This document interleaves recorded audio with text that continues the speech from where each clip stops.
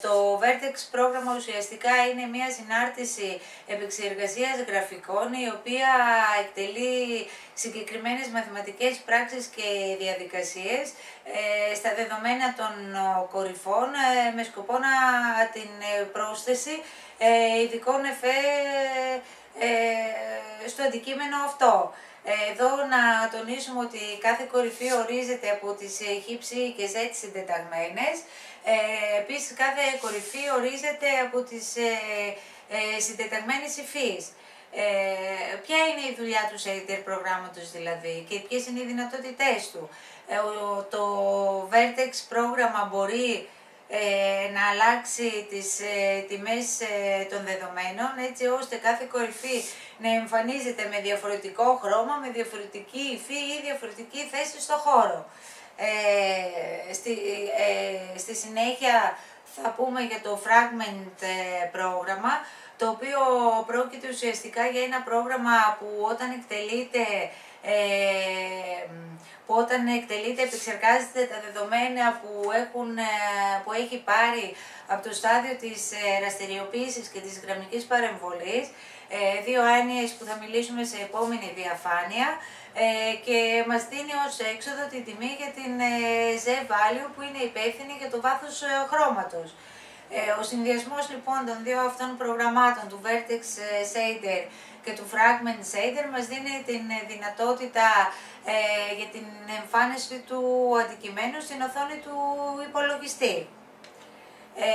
Συνεχίζοντας, θα προσπαθήσουμε να περιγράψουμε με την φωτογραφία της διαφάνειας με ένα διάγραμμα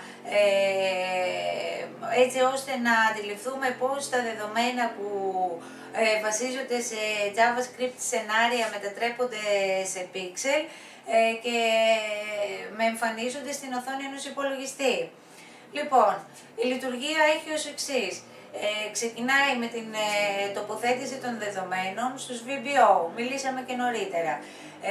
Σκοπός των VBO είναι η ροή των δεδομένων προς το Vertex πρόγραμμα. Το Vertex πρόγραμμα παίρνει τα δεδομένα από τους VBO και παράγει ως έξοδο κάποιες καθολικές μεταβολές οι οποίες περιέχουν τις συντεταγμένες των κορυφών, μάλλον περιέχουν τα δεδομένα του αντικειμένου. Εν συνεχεία η κάρτα γραφικών παράγει primitive κατηγορίες για κάθε δεδομένο που έχει, για κάθε δεδομένο, και εν συνεχεία οι primitive κατηγορίες αυτές περνάνε στο στάδιο της ραστεριοποίησης, όπου στο στάδιο αυτό για κάθε primitive τύπο δημιουργείται ένα pixel ή αλλιώς ένα θράψμα με σκοπό την εμφάνισή του στην οθόνη. Μετά τη ραστεριοποίηση ακολουθεί η γραμμική παρεμβολή. Κατά το στάδιο αυτό, για κάθε σημείο των θραυσμάτων δημιουργείται ένα πολυώνυμο, δηλαδή αποτυπώνονται οι χ, ψ, ζ συντεταγμένες του αντικειμένου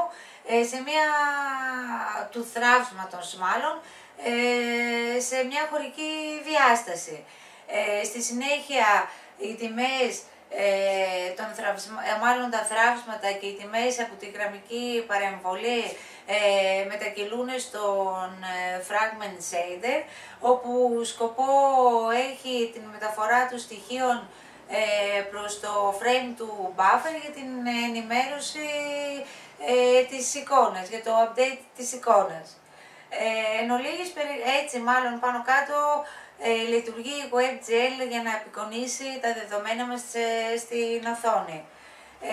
Στη φωτογραφία της διαφάνειας που ακολουθεί βλέπουμε ένα παράδειγμα με τη χρήση της WebGL που αποτυπώνει δύο τρίγωνα που έχουν μια κοινή κορυφή και είναι χρωματισμένα στο καμβά μιας ιστοσελίδας.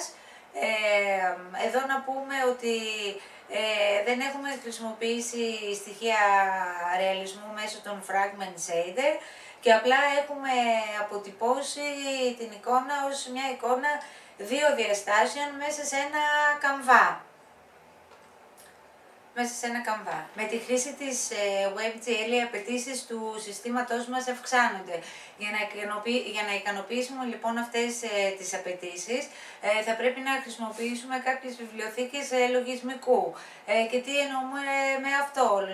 Βιβλιοθήκες λογισμικού είναι η σουίτα ακίνητων δεδομένων και ο κώδικας προγραμματισμού που ο συνδυασμός τους μας επιτρέπει την ανάπτυξη λογισμικών και εφαρμογών, μάλλον μας επιτρέπει την ανάπτυξη λογισμικού και εφαρμογών. Τι είναι μια JavaScript βιβλιοθήκη? Πρόκειται ουσιαστικά για ένα αποθετήριο λογισμικού που βρίσκεται σε μια ασφαλή τοποθεσία στο διαδίκτυο.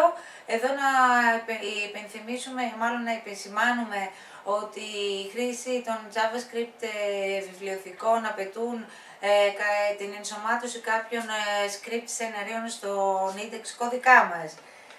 Η βιβλιοθήκη εκείνη με την οποία εμείς θα ασχοληθούμε περισσότερο είναι η βιβλιοθήκη 3GS. Μια 3GS βιβλιοθήκη είναι ουσιαστικά μια JavaScript API βιβλιοθήκη, η οποία μας επιτρέπει την δημιουργία 3D κινούμενων γραφικών σε ένα 3D web περιβάλλον. Μια 3GS βιβλιοθήκη μας παρέχει διάφορους τρόπους εμφάνισης του αντικειμένου. Είναι μια πολύ καλά σχεδιασμένη βιβλιοθήκη και αρκετά διαισθητική και έχει τη δυνατότητα αλλαγής των προκαθορισμένων ρυθμίσεων. Είναι η βιβλιοθήκη η οποία και θα χρησιμοποιήσουμε στο πρακτικό μέρος. Εδώ θα ήθελα επικριματικά να αναφέρω μάλλον και εντάχει την μορφή μορφοποίησης JSON, η οποία αποτελεί μάλλον προέκταση της γλώσσας JavaScript και είναι μια μορφοποίηση για την αναπαράσταση αντικειμένων σε ένα πρόγραμμα περιήγησης web. Έχουμε θεωρητικά έχουμε κάνει ένα παράδειγμα WebGL με τη χρήση των JSON τιμών. Απεικονίζει, όπως φαίνεται και στη φωτογραφία της διαφάνειας, μια περιστρεφόμενη τσαγέρα πάνω στην οποία μπορούμε να κάνουμε αλλαγή της υφής, να αλλάξουμε το φωτισμό και κάποια άλλα στοιχεία. Θα το αναλύσουμε σε κάποιο άλλο βίντεο. Αυτά μέχρι εδώ. Γεια σας.